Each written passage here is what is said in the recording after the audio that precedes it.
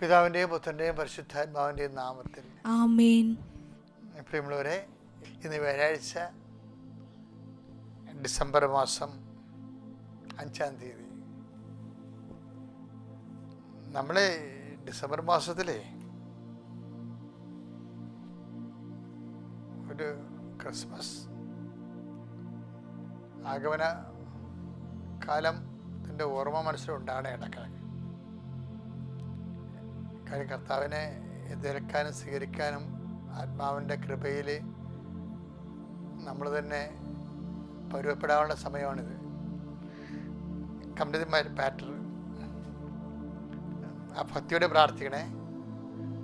അമ്മേ പരിശുദ്ധമ്മേ, അമ്മേ പരിശുദ്ധമ്മേ, ദൈവമാതാവേ, അന്ന് അങ്ങ് കൃപാസനത്തിൽ പ്രത്യക്ഷപ്പെട്ട് വരാൻ പോകുന്ന മഹാദുരന്തത്തിൽ നിന്ന് രക്ഷപ്പെടാനും എല്ലാവർക്കും വേണ്ടി പ്രാർത്ഥിക്കുവാനും ആവശ്യപ്പെട്ടിട്ട് 20 വർഷം തികയുന്ന ഈ വേളയിൽ കൃപാസനത്തിലൂടെ ഞങ്ങൾക്കും ഈ ദേശത്തിനും അങ്ങ് മധ്യസ്ഥം തേടി തന്ന എല്ലാ അനുഗ്രഹങ്ങൾക്കും കൃപകൾക്കും ഞങ്ങളിപ്പോൾ ഹൃദയം നിറഞ്ഞ നന്ദി പറയുന്നു.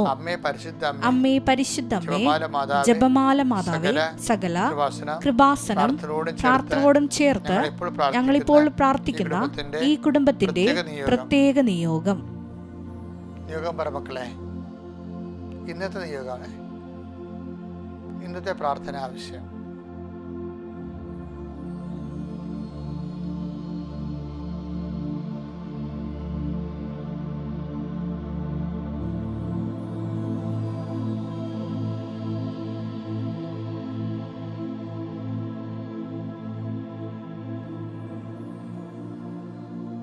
അമ്മയുടെ പ്രത്യക്ഷീകരണത്തിന്റെ ഈ ദ്വാദശക വേളയിൽ ഞങ്ങൾക്ക് സാധിച്ചു തരുവാൻ കനിയണമേ. വിശ്വാസ പ്രമാണം.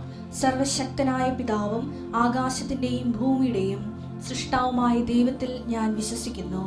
അവിടുത്തെ ഏകപുത്രനും ഞങ്ങളുടെ കർത്താവുമായ ഈശോമിശിഹായിലും ഞാൻ വിശ്വസിക്കുന്നു. ഈ പുത്രൻ പരിശുദ്ധാത്മാവിനാൽ ഗർഭസ്ഥനായി കന്യകാമറിയത്തിൽ നിന്ന് പിറന്ന് പൊന്തിയോസ് പീലാത്തോസിന്റെ കാലത്ത് പീഡകൾ സഹിച്ച് കുരിശിൽ തറയ്ക്കപ്പെട്ട് മരിച്ച് അടക്കപ്പെട്ട് പാതാളങ്ങളിൽ ഇറങ്ങി മരിച്ചവരുടെ ഇടയിൽ നിന്ന് 3-ാം നാൾ ഉയർത്ത് സ്വർഗത്തിലേക്ക് എഴുന്നള്ളി സർവശക്തിയുള്ള പിതാവായ ദൈവത്തിന്റെ വലതുഭാഗത്തിരിക്കുന്നു. അവിടെ നിന്ന് ജീവിക്കുന്നവരെയും മരിച്ചവരെയും വിധിക്കുവാൻ വരുമെന്നും ഞാൻ വിശ്വസിക്കുന്നു. പരിശുദ്ധാത്മാവിലും ഞാൻ വിശ്വസിക്കുന്നു. വിശുദ്ധ കത്തോലിക്കാ സഭയിലും പുണ്യവാന്മാരുടെ ഐക്യത്തിലും പാപങ്ങളുടെ മോചനത്തിലും ശരീരത്തിന്റെ ഉയർപ്പിലും നിത്യമായ ജീവിതത്തിലും ഞാൻ വിശ്വസിക്കുന്നു. ആമേൻ. സുഖസ്ഥനായ ഞങ്ങളുടെ പിതാവേ, അങ്ങയുടെ നാമം പൂജിതമാകണമേ. അങ്ങയുടെ രാജ്യം വരണമേ. അങ്ങയുടെ തിരുമനസ് സ്വർഗത്തിലെ പോലെ ഭൂമിയിലും ആകണമേ. അന്നു വേണ്ടുന്ന ആഹാരം ഇന്ന് ഞങ്ങൾക്ക് തരണമേ. ഞങ്ങളോട് തെറ്റ് ചെയ്യുന്നവരോട് ഞങ്ങൾ ക്ഷമിക്കുന്നത് പോലെ ഞങ്ങളുടെ തെറ്റുകൾ ഞങ്ങളോടും ക്ഷമിക്കണമേ. ഞങ്ങളെ പ്രലോഭനത്തിൽ ഉൾപ്പെടുത്തരുതേ, തിന്മയിൽ ഞങ്ങൾ രക്ഷിക്കണമേ. ആമേൻ. നന്മ നിറഞ്ഞ മറിയമേ, സ്വസ്തി. കർത്താവ് അങ്ങയുടെ കൂടെ സ്ത്രീകളിൽ അങ്ങ് അനുഗ്രഹിക്കപ്പെട്ടവളാകുന്നു. അങ്ങയുടെ ഉദരത്തിൻ ഫലമായി ഈശോ അനുഗ്രഹിക്കപ്പെട്ടവനാകുന്നു. പരിശുദ്ധ മറിയമേ, തമ്പുരാന്റെ അമ്മേ, പാപികളായ ഞങ്ങൾക്ക് വേണ്ടി ഇപ്പോഴും ഞങ്ങളുടെ മരണസമയത്തും തമ്പുരാനോട് അപേക്ഷിക്കണമേ. ആമേൻ. എന്റെ കർത്താവ് ഇതിന്റെ ഉന്നതമായ നാമത്തിന് സ്വസ്ഥം ചെയ്യുന്നു. എന്റെ കർത്താവ് ഇതിന്റെ വിശുദ്ധ പൗരോഹിത്യത്തെ മഹത്വപ്പെടുത്തണമേ. എന്റെ കർത്താവ് സഭയിലുള്ള സാന്നിധ്യം പ്രകടമാക്കണമേ. കർത്താവ് 38 വർഷം ഞാൻ അർപ്പിച്ച കുർബാനയുടെ യോഗ്യതയാൽ കൃപാസന അൾത്താരെ ജീവനോടെ പ്രത്യക്ഷപ്പെട്ട പരിശുദ്ധ അമ്മയുടെ മാധ്യസ്ഥത്തിന് ഇന്നത്തെ ദിവസത്തേക്ക് അതിൻ്റെ ആവശ്യങ്ങളെയും അങ്ങനെ തിരുസേനയെ സംബന്ധിച്ച് പ്രാർത്ഥിക്കുന്നു. അതാ ദിവസങ്ങൾക്ക് അതാതിൻ്റെ ഉത്കണ്ഠകൾ മതിയെന്ന് പറഞ്ഞല്ലേ കർത്താവ്. ഇന്നത്തെ ഉത്കണ്ഠകൾ അങ്ങയുടെ തിരുസന്നിധിയിൽ അതിരാവിലെ പ്രാർത്ഥനയാക്കി മാറ്റുന്നു. രോഗികളെ അങ്ങ് സ്പർശിക്കണ കർത്താവേ. കിടപ്പ് രോഗികളെ മാത്രമല്ല ഈശോയെ, രോഗം വന്നത് കാരണം പണിക്ക് പോകാൻ പറ്റാതെ കുടുംബത്തിന് വരുമാനം മുട്ടിയ മക്കളുണ്ട് ഈശോയെ. കുടുംബത്തിൻ്റെ വരുമാനം മുട്ടിയ കാരണം വരുമാനം ചെയ്തുകൊണ്ട് നടക്കിക്കൊണ്ടിരുന്ന ആളിന് ഇപ്പോൾ വരുമാനം ഇല്ലാത്ത കാരണം കുടുംബത്തിൽ വിലമതിക്കാത്തതിൻ്റെ മാനസിക പീഡ അനുഭവിക്കുന്നുണ്ട് ഈശോയെ. അവരെല്ലാം നീ ഏറ്റെടുക്കണമെന്ന് പ്രാർത്ഥിക്കുന്നു. അവരുടെ സങ്കടങ്ങളെ നീ എല്ലാം തിരിച്ചറിയണം പ്രാർത്ഥിക്കുന്നു. കർത്താവേ, ശരീരം അസുഖം നീരുള്ളവരെ കാണിക്കുന്നു. മുതുകിനെല്ലാം നീരിങ്ങനെ പറ്റി കിടക്കുന്നവരെയും കുടുങ്ങി കിടക്കുന്നവരെയും കാണിക്കുന്നുണ്ട് ഈശോയെ. അവരെല്ലാം നീ സന്ധിക്കണമെന്ന് പ്രാർത്ഥിക്കുന്നു. നിന്റെ തിരുമുറിവാടുന്ന ആണിപ്പെടുതാർന്ന വലതുകരം നീര് കല്ലച്ച് കിടക്കുന്ന കുടുങ്ങിക്കിടക്കുന്ന സ്ഥലങ്ങളെല്ലാം നീ വെക്കണം ഈശോയെ. ശരീരം മുഴുവൻ പനിക്കുന്നുണ്ട് ഈശോയെ, അവരെ സ്പർശിക്കണമേ. ചെവിയും കണ്ണുമൊക്കെ എപ്പോഴും ഊതുകയും വേദനപ്പെടുകയും ചെയ്യുന്നവരുണ്ട് ഈശോയെ. മാറാത്ത പല്ലുവേദനയും തൊണ്ട വഴുക്കലും ഒക്കെ അനുഭവിക്കുന്നത്, പനി അനുഭവിക്കുന്നുണ്ട് ഈശോയെ. ഭക്ഷണം കഴിച്ചിട്ട് വെള്ളം കുടിച്ചിട്ട് ഒന്ന് വിശപ്പുകയുടെ ഭക്ഷണം കഴിച്ചിട്ട് ദിവസങ്ങളായും മാസങ്ങളായവരുണ്ട് ഈശോയെ. കർത്താവ്, കുടലെല്ലാം വെന്തുപോയ ആൾക്കാരുണ്ട്, അവരെല്ലാം വിശുദ്ധമായ രക്തത്തെ കഴുകണമേ കർത്താവേ. കർത്താവ്, ശിരസിൽ എപ്പോഴും ഭാരമുള്ളവർ തോന്നുകയും എപ്പിലെപ്സിയും അതുപോലെ തന്നെ ചുഴലിയൊക്കെ വരികയും ഉറക്കം കിട്ടാതിരിക്കുകയും രാത്രി ഉറങ്ങാതെ കിടക്കുന്നവരുണ്ട് ഈശോയെ. അവർക്ക് അതുപോലെ തന്നെ പലതരത്തിലുള്ള വേദനകൾ അനുഭവിക്കുന്നവര്, മക്കളില്ലാത്തവര്, മക്കൾ അനുസരണ ഇല്ലാത്തവര്, മക്കൾ തെറ്റായ പ്രണയത്തിൽ ബന്ധത അകപ്പെട്ടിരിക്കുന്നവര്, തെറ്റായ ലഘുപദാർത്ഥങ്ങൾ ഉപയോഗിക്കുന്നവര്, മക്കൾ ജയിലിലായവരുണ്ട് ഈശോയെ. മക്കൾ എത്ര തോന്നിവാസം കാണിച്ചാലും അതെല്ലാം ശാസിക്കേണ്ടവർ ശാസിക്കുമ്പോഴേ മക്കളുടെ കൂടെ നിന്നുകൊണ്ട് ആ തിന്മകളെ കുടുംബത്തിൽ വളരെ അനുവദിക്കുന്ന പൈശാചികമായ പ്രവർത്തനങ്ങൾ കാണിക്കുന്നുണ്ട് ഈശോയെ കുടുംബത്തിൽ. ദൈവമേ, ഇവരെല്ലാം ഏൽപ്പിച്ച് പ്രാർത്ഥിക്കുന്നു. തങ്ങളെ സന്ധിക്കാൻ അപ്പനെയോ അമ്മയ്ക്കോ കുടുംബത്തിനോ പറ്റുന്നില്ല പെൺമക്കള് മനസ്സ് പതറി നടക്കുന്ന പെൺമക്കളുണ്ട് ഈശോയെ. അവരതിൻ്റെ തെറ്റായ വഴികളിലേക്ക് അതുകൊണ്ട് പോകാൻ വേണ്ടി സമ്മർദ്ദപ്പെടുന്നവരുണ്ട് ഈശോയെ. ഇങ്ങനെയുള്ള കുടുംബ സാഹചര്യങ്ങളെ സംബന്ധിച്ച് പ്രാർത്ഥിക്കുന്ന കർത്താവേ, രേഖകള്, സർട്ടിഫിക്കറ്റുകള്, മാർക്ക് ലിസ്റ്റുകള് വിത്ത് ഹെൽഡായി പോയവരുണ്ട് ഈശോയെ. അവരെല്ലാം ഓർത്ത് പ്രാർത്ഥിക്കുന്ന ഈശോ. ഒരു ലോണിന് വേണ്ടി തെണ്ടിത്തിരിഞ്ഞ് നടക്കുന്ന ആൾക്കാർ, ഒരാവശ്യങ്ങൾക്ക് ആരും സഹായിക്കാനില്ല, ആരും പറയാനില്ല, പറഞ്ഞവരെ വാക്ക് പറയും, ആ വാക്ക് അവർ തന്നെ വഞ്ചിക്കുകയും ചെയ്യും, പിന്നെ ഒരോടും ഇല്ലാത്ത അവസ്ഥയിലാകും, പിന്നെ ഒന്നേന്ന് തുടങ്ങേണ്ടി വരും. ഇങ്ങനെ ജീവിതം മടുത്ത് ഭാരപ്പെട്ട് ജീവിക്കുന്നവരെ കർത്താവ് ഈ ഒരൊറ്റ പ്രാർത്ഥനയാൽ അവരെ സന്ധികളെ പ്രാർത്ഥിക്കുന്നു. എൻ്റെ കർത്താവിൻ്റെ ഉന്നതമായ നാമത്തിൽ, സഭയുടെ അധികാരത്തിൽ, കുരിശടയാളത്തിൽ ആർക്കെല്ലാം എന്തിനെല്ലാം വേണ്ടി പ്രാർത്ഥിച്ചോ ഇന്നത്തെ ദിവസം ദൈവനാമത്തിൽ അവരുടെ ഭാരങ്ങൾ ഈശോ നാമത്തിൽ മാറിപ്പോകട്ടെ. പിതാവിൻ്റെയും പുത്രൻ്റെയും പരിശുദ്ധാത്മാവിൻ്റെയും നാമത്തിൽ. എൻ്റെ പ്രിയപ്പെട്ടവരെ, ഇന്നത്തെ ഭജനം ലൂക്കായുടെ സുവിശേഷം 10:8. ഏതെങ്കിലും നഗരത്തിൽ നിങ്ങൾ പ്രവേശിക്കുകയും അവർ നിങ്ങളെ സ്വീകരിക്കുകയും ചെയ്യുമ്പോൾ നിങ്ങൾക്ക് വിളമ്പുന്നത് ഭക്ഷിക്കുവിൻ. ഇത് കർത്താവ് ഒരു അഭിഷേക കാലം കർത്താവ് എനിക്ക് തന്ന ഒരു വ്യാഖ്യാനമാണ്.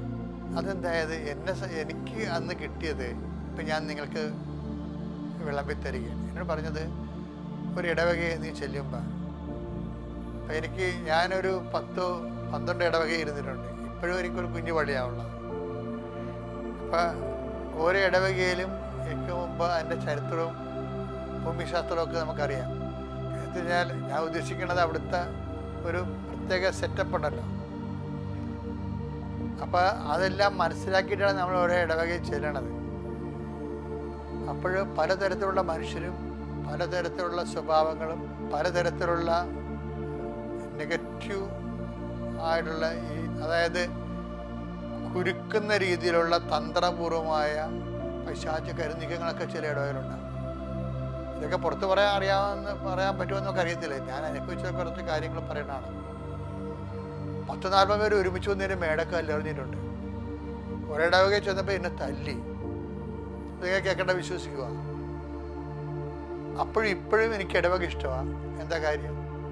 ഇടവക കർത്താവിൻ്റെ ഓഹരിയാണ്. എന്നുവെച്ചാൽ എന്താ പ്രശ്നം വെച്ച് കഴിഞ്ഞാൽ, എനിക്ക് ഈ വചനമാണ് എന്നെ നടത്തിയത്. എന്താ വെച്ചാൽ, ഓരോ സ്ഥലത്ത് നീ ചെല്ലുമ്പോൾ വിളമ്പണത് ഭക്ഷിക്കുക. അവിടെ എന്താണ് തരുന്നത് അത് ഭക്ഷിക്കുക. ആരുടെ പേരിൽ? നന്ദിപൂർവ്വം കർത്താവിൻ്റെ പേരിൽ. നമുക്കുള്ള ഒരു ഗുണമെന്ന് പറയുന്നത്, എല്ലാം മേടിക്കാൻ ഒരു നാമമുണ്ട്, എല്ലാം സ്വീകരിക്കാൻ നമുക്കൊരു നാമമുണ്ട്. The name of Jesus. നമ്മളെ വളർത്താൻ വേണ്ടി ദേവപിതാവ് നമുക്ക് നൽകിയ ഒരു ബാങ്കാണ് ഈ ജീസസ് എന്ന് പറയുന്നത്. നമ്മൾ അവിടെ കൊണ്ട് ഇട്ട് കഴിഞ്ഞാൽ അതിൻ്റെ പലിശ കൂടിക്കൊണ്ടിരിക്കും, നിത്യത വരെ ഇങ്ങനെ പെരുകിക്കൊണ്ടേയിരിക്കും. എല്ലായിടത്തും ഇതുപോലെ അതായത് നല്ല മനുഷ്യരുണ്ട്, അതുപോലെ തന്നെ നമുക്ക് വിഷമം ഉണ്ടാക്കുന്ന സാഹചര്യങ്ങളുണ്ടാകും. അപ്പോൾ ഇപ്പം നിങ്ങളെ തന്നെ കല്യാണം കഴിപ്പിച്ച് വിട്ടൊരു വീട്ടിൽ ചെന്ന് വീട്ടിൽ, ആ വീട്ടിൽ ചിലപ്പോൾ നിങ്ങളുടെ വീട്ടിൽ ഒരിക്കലും ഒരു 30% ഒഴിച്ച് ബാക്കി 70% ആൾക്കാർക്കും കെട്ടിച്ച വീട്ടിൽ ഞെരുക്കങ്ങളാണ്. ആ വീടിൻ്റെ പ്രശ്നം മാത്രമല്ല, നമ്മുടെയും പ്രശ്നങ്ങൾ കൂടിയാണത്. എന്ന് വെച്ച് കഴിഞ്ഞാൽ നമ്മുടെ ജീവിതം കെട്ടിച്ചു വിട്ട കാലത്ത് നമ്മൾ മറ്റുള്ളവരുടെ ആ കുടുംബത്തിൽ നമ്മളങ്ങനെ അവരുടെ കുടുംബത്തിൻ്റെ അംഗം പോലെ നമ്മളങ്ങനെ ഇഷ്ടമുള്ളപ്പോൾ എഴുന്നേറ്റ് ഇഷ്ടമുള്ളത് കഷിച്ച്, അത് ഇഷ്ടപ്പെട്ടില്ലെങ്കിൽ അമ്മയോട് തല്ലി വെച്ചിട്ട് ഇഷ്ടമുള്ള ഭക്ഷണം മേടിച്ച് ഉണ്ടാക്കിച്ച് കഴിച്ചു. അങ്ങനെയെല്ലാം നമ്മൾ പറയണ പോലെ എല്ലാം കേട്ടാണ് നമ്മുടെ കുടുംബം ജീവിക്കുന്നത്. ഇതൊന്നും നടക്കത്തില്ല. കെട്ടിച്ച് വിട്ട് കഴിയുമ്പോൾ നമുക്ക് മക്കളായി അതേ സമ്മർദ്ദങ്ങൾ മക്കൾ നമ്മുടെ മേലുണ്ടാക്കും. കെട്ടിച്ച് വിട്ട വീട്ടിൽ വേറെ ആവശ്യങ്ങളും സമ്മർദ്ദങ്ങളും ഉണ്ടാകും. അപ്പോൾ ഇങ്ങനെയൊക്കെ വരുമ്പോൾ പുതിയ അനുഭവങ്ങൾ പകുതിയോളം നെഗറ്റീവ് അനുഭവങ്ങളായിരിക്കും. അപ്പോൾ അതുകൊണ്ട് നിങ്ങളിങ്ങനെ പോസിറ്റീവ് അനുഭവങ്ങൾ മാത്രം തിരക്കി പോയിട്ടൊരു കഥയുമില്ല. ഈ നെഗറ്റീവ് അനുഭവങ്ങളെ വെച്ചിട്ട് അതിൻ്റെ നിന്ന് കൃപ ആർജിക്കാൻ പറ്റുമോ എന്ന് നോക്കണം. അതാണ് ബുദ്ധി എന്ന് പറയുന്നത്. ഒരു സ്പിരിച്വൽ ഇൻ്റലിജൻസിലാണത്, ആധ്യാത്മിക ബുദ്ധി എന്ന് പറയും. എന്ന് വെച്ച് കഴിഞ്ഞാൽ ഇപ്പം നമുക്ക് ഈശോ പറഞ്ഞില്ലേ, നിങ്ങൾ ഒരു വീട്ടിൽ ചെല്ലുമ്പോൾ വിളമ്പണത് എന്താണ്? അത് ഛർദ്ദിക്കാനല്ല പറഞ്ഞത്, അത് ഭക്ഷിക്കാനാണ് പറഞ്ഞത്. ഛർദ്ദിച്ചിട്ട് ഉടനെ പൈൻ തീർത്ത് വീട്ടിൽ പോരാനല്ല പറഞ്ഞത്, വിളമ്പണത് ഭക്ഷിക്കാൻ. നമ്മൾ 2 ആഴ്ച ഭക്ഷിച്ച് കഴിയുമ്പോൾ നമുക്ക് കർത്താവേ, ഇത് നീ കുരിശെ കിടന്ന് ചൊറുക്ക് കഴിച്ചതിനേക്കാളും കഷ്ടമാണ്, ഇതിനേക്കാളെന്നല്ല അതായിരുന്നു നീ പറയും. എന്നാലും ഈശോയെ, ഇത് എന്തുമാത്രം 2 ദിവസം അടുത്ത മാസത്ത് മാറ്റണേന്ന് പറഞ്ഞാൽ നിനക്ക് എന്തുമാത്രം, അതായത് ഒരു മനുഷ്യൻ്റെ പ്രലോഭനത്തിൻ്റെ അപ്പുറത്ത്, അവന് സഹിക്കാവുന്നതിൻ്റെ അപ്പുറത്ത് അവന് പ്രലോഭനം ഉണ്ടാകത്തില്ലെന്നാണ് പൗലോസ് പറയുന്നത്. അപ്പം നമ്മൾ പറ്റുന്നത്രയും ഇതെല്ലാം ക്രിസ്തുവിൻ്റെ നാമത്തിൽ നീ ഏത് ഭവനം ചെന്നാലും വിളമ്പണം ഭക്ഷിക്കാൻ പറയും. അപ്പം നമ്മളെങ്ങനെ ഭക്ഷിക്കും? കാരണം ദൈവഹിതത്തിന് ഭക്ഷണമെന്നാണ് ഈശോ വിളിക്കുന്നത്. ഇപ്പം 4:36 യോഹന്നാൻ്റെ സുവിശേഷമല്ലേ, നിങ്ങളറിയാത്ത ഭക്ഷണം എനിക്കുണ്ട്, ആരെങ്കിലും ഒരു ഭക്ഷണം കൊടുത്ത് കാണുമെന്ന് ചോദിക്കുമ്പോൾ ഈശോ പറയും, എൻ്റെ പിതാവിൻ്റെ ഇഷ്ടം നിറവേറ്റുന്നതാണ് എൻ്റെ ഭക്ഷണം. അപ്പം ഒരു വീട്ടിൽ ചെല്ലുമ്പോൾ ദൈവഹിതം നിറവേറ്റണമെന്നാണ് ഈ പറയണത്. ഒരു വീട്ടിൽ ചെല്ലുമ്പോൾ വിളമ്പണം ഭക്ഷിക്കാൻ, അത് അവിടെ ദൈവഹിതം അതായിരിക്കും. ചിലപ്പോൾ ഭർത്താവിൻ്റെ അനിയനോ ഭർത്താവിൻ്റെ ചേട്ടനോ ഭർത്താവിനെയോ മാനസിക വിഭ്രാന്തിയുള്ള ആളായിരിക്കും. ചിലർ അവിടെ പിടിച്ചു നിന്നിട്ട് അത് കൃപയാക്കി വളർത്തും. അപ്പം നിങ്ങൾ ഓർക്കും കൃപ കിട്ടിയിട്ട് എന്നാ കിട്ടാനാണ്? കൃപയെക്കുറിച്ച് ഞങ്ങൾക്ക് അറിയാൻ പറ്റാത്തത് കൊണ്ടാണ്. ഞാൻ മാതാവിന് നേരെ കണ്ട ആളാണ്. അപ്പം എനിക്ക് നിത്യത എന്താണ്, കൃപ എന്താണെന്ന് അറിയാം. നമ്മൾ ഇന്ന് ആവശ്യപ്പെടുന്ന പല സാധനവും സിമിത്തേരി വരെ പോലും പ്രയോജനപ്പെടുത്തില്ല. നമുക്ക് സിമിത്തേരി വരെ പോലും പ്രയോജനപ്പെടുത്തില്ല. എന്ന് വെച്ച് കഴിഞ്ഞാൽ ചവപ്പെട്ടിയെക്കുറിച്ച് പറയത്തില്ലേ, അത് ഉപയോഗിക്കുന്നില്ല വാങ്ങുന്നില്ല എന്ന് പറഞ്ഞ പോലെ നമ്മുടെ പല അനുഗ്രഹങ്ങളുടെ ചവപ്പെട്ടി അനുഗ്രഹങ്ങളാണ് നമുക്കുള്ളത്. എന്നുവെച്ചാൽ ഇതെല്ലാം നമുക്ക് അനുഭവിക്കാൻ പറ്റത്തില്ല. നമുക്ക് ആയുസ്സിൽ ആവശ്യമായ സംഭവങ്ങൾ കഴിയുമ്പോൾ കുറച്ച് കഴിയുമ്പോൾ നമ്മൾ തന്നെ മടുത്തു പോകും. എല്ലാം ഈ ഭൂമിയുടെ സ്വർഗം ഉള്ളതിൻ്റെ ഏറ്റവും വലിയ സൂചനയാണ് ഈ മടുപ്പെന്ന സംഭവം. അതാണ് വിഷയം. എല്ലാത്തിനും മടുപ്പല്ലേ മനുഷ്യനെ. സഭാപ്രസംഗം എഴുതുന്നത് എന്താണ്? മായ സകലതും മായ എന്ന് പറഞ്ഞിട്ട് എന്താണ്? ജീവിതം മടുപ്പാണെന്ന് പറയുന്നത്. വെച്ചാൽ മനുഷ്യനെ തൃപ്തിപ്പെടുത്താൻ വേണ്ടി ഇവിടെ ഒന്നുമില്ലെന്നാണ്. ശാശ്വത തൃപ്തി, ശാശ്വത സ്വർഗം മാത്രമാണ്. അപ്പം സ്വർഗത്തിന് ആ പ്രൊവിഷൻ കിട്ടിയിട്ടാണ് ഭൂമിയും അതിൻ്റെ ജീവിതവും ദൈവം രൂപകൽപ്പന ചെയ്തിരിക്കുന്നത്. അതുകൊണ്ട് നമ്മുടെ മുമ്പിലുള്ള ഓപ്ഷൻ വിളമ്പട ഭക്ഷിക്കുകയാണ്. ഇപ്പോൾ ഒരാളുടെ നിൻ്റെ ഓഫീസിൽ അല്ലെങ്കിൽ നിൻ്റെ സ്കൂളിൽ അല്ലെങ്കിൽ നിൻ്റെ യാത്രയിൽ നിനക്കൊരു ദുഃഖാനുഭവം ഉണ്ടായി, ഓക്കെ, കർത്താവിൻ്റെ നാമത്തെ സ്വീകരിക്കുന്നു. വിളമ്പണത് ഈ ദിവസം വിളമ്പി തന്നത് ഈശോയുടെ നാമം സ്പർശിക്കുന്നു. ഈശോയുടെ നാമത്തെ കഴിയുമ്പോൾ അത് കൃപയായിട്ട് മാറും. അങ്ങനെ കൃപയെ നിന്നെ വളർത്താനും നിലനിർത്താനും നിത്യതയ്ക്ക് വേണ്ടത് നിക്ഷേപിക്കാനാണ് കർത്താവ് നിന്നെ പ്രത്യേക വഴികളിലൂടെ കൂട്ടിക്കൊണ്ട് പോണത്. അത് തിരിച്ചറിയാനുള്ള കഴിവുണ്ടായാൽ മാത്രം മതി. കർത്താവ് നിങ്ങളെ അനുഗ്രഹിക്കട്ടെ. Praise the Lord.